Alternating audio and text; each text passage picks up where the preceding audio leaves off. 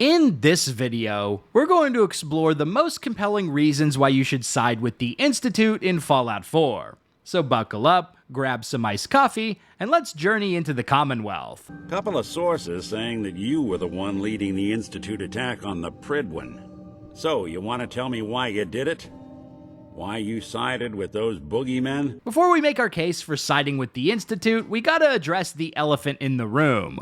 Why do so many people hate the Institute to begin with? The biggest and most obvious one is that the Institute engage in the practice of kidnapping or killing humans and replacing them with synths, which are nearly indistinguishable from regular people. Considering how lifelike synths had become, many ordinary people in the Commonwealth cannot spot a synth, which leads to rampant paranoia and distrust.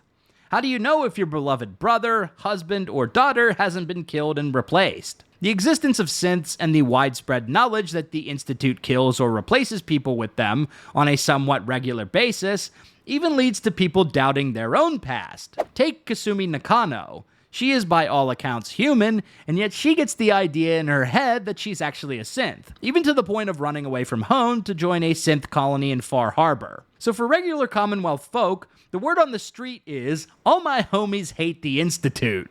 And honestly, who could blame them? These activities are indefensible. But the question we should be asking ourselves as the player is, are synth replacements part of the very core of the Institute's business operations, or is it a top-down directive that can be course-corrected with new leadership? Another point against the Institute is their mistreatment of synths. They explicitly treat them as property meant to serve the Institute. Now, if you view synths as nothing more than robots, then you'll likely have no objection to the way the Institute operates. But if you subscribe to the idea that artificial intelligence that is capable of independent thoughts and emotions is essentially on par with human beings, then you'll see the Institute's treatment of synths as abhorrent. And this is the essence of the Railroad, a group that seeks to liberate synths from the Institute and help them lead peaceful lives. I personally lean more towards the Railroad's way of thinking when it comes to synths. Maybe it's because I played the Mass Effect trilogy and developed a bond with the homie Legion. Do you remember the question that caused the creators to attack us, Tali'Zorah? Does this unit have a soul? Another big L for the Institute in the eyes of the people is their massacre of the Commonwealth Provisional Government. Sometime in the 2230s, various groups in the region gathered and attempted to form a unified government. The experiment ended tragically as the Institute said, "Say hello to my little friend," by sending a Gen 1 synth to gun down everyone involved in the meeting. Since then, no serious attempts have been made to create a new government, and the region has languished in lawlessness and the rule of the strong dominating the weak. But while the Institute has a sordid history in the distant and not too distant past, many of these things come back to their leader. The Institute's record was far from spotless before Sean rose to power. I mean, they did send Kellogg to kidnap your son, and the massacre of the CPG likely happened before Sean was the leader, but things have gotten markedly more extreme since Sean took over. I mean, what can I say? The man is a complete sociopath who rules the Institute with an iron fist. It's his way or the highway. He unthawed you just because he wanted to see what happens. He is callous in speaking about the death of his mother and other people, and he has no problem resorting to murder and subterfuge to achieve his goals for the Institute. But Sean is also dying of terminal cancer, and he appoints you to lead the Institute and shepherd it into the future. This provides the player with a golden opportunity to reverse some of the less savory policies of the Institute and focus on things that can bring humanity forward, such as research and technological advancement. The Institute is one of the only main factions where you can call the shots. The same cannot be said for the Brotherhood of Steel. Even if you lead Liberty Prime and your power armor wearing homies to victory over the Institute, Elder Maxson will still be in charge of the Brotherhood of Steel. Your character will not be able to directly control the operations of the group unless Elder Maxson dies or somehow gets replaced. And given that Maxson is in his 20s during the events of Fallout 4, it's likely he'll be in power for a very long time, barring some kind of accident or murder. The direction of the Brotherhood is clear. They want to exterminate all manner of ghouls, super mutants, synths, and rule over the Commonwealth with an iron fist. And anyone who stands in their way will be met with force. And as for leadership, the same thing goes for the Railroad. If you manage to destroy the Institute and the Brotherhood, it doesn't change the fact that Desdemona still calls the shots. and the railroad as a whole is more concerned about synths than they are regular people. A Commonwealth where the railroad remains a top player will certainly be beneficial for synths, but what about everybody else? But what about the Minutemen?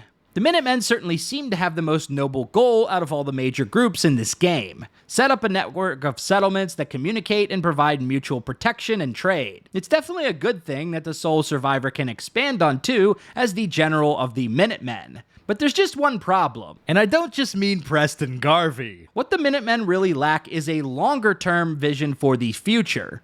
The means and method for rebuilding society and moving out of the Dark Ages. The Minutemen are out here playing checkers while the Institute is playing chess. Putting a few hired guns out there to protect farms from raiders is nice and all, but what about rebuilding civilization? Developing power, infrastructure, clean food and water, and more? The Minutemen don't have answers for any of these. The Institute is currently the only group in the Commonwealth capable of bringing post-war society out of the wasteland. But what about the Brotherhood? You serious, dog? The Institute developed teleportation and true artificial intelligence. Meanwhile, the Brotherhood's greatest achievement is getting an old blimp to fly. These aren't even in the same ballpark. With the brightest scientific minds available, access to nuclear power, and a base protected from the horrors of the surface, the Institute has the opportunity to develop new technology that can mitigate the effects of the apocalypse. What they really need is new leadership, who puts the focus on making these advancements rather than meddling with the people on the surface. The current climate is distrustful of the Institute, but if the sole survivor reverses the policies of synth replacements and doesn't mess with people on the surface, there will be opportunities for cooperation in the future. As time wears on, the people who distrust the Institute now will die off or fade away.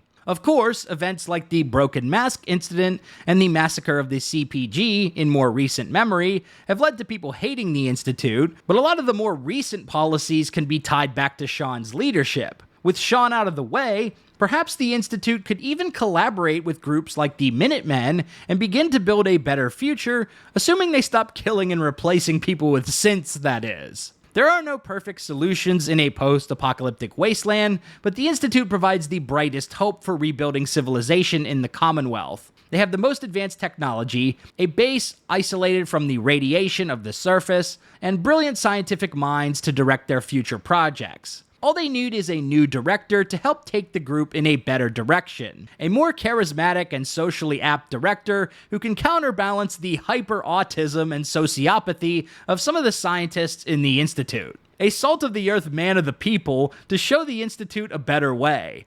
That leader could be you, and that is why you should side with the Institute in Fallout 4. So what faction do you typically side with in Fallout 4? Let me know in the comments below. If you liked this video, be sure to subscribe to Big Dan Gaming for more Fallout and RPG videos. Big shout out to all the channel members for supporting my content. Until next time, this has been Big Dan. I should go.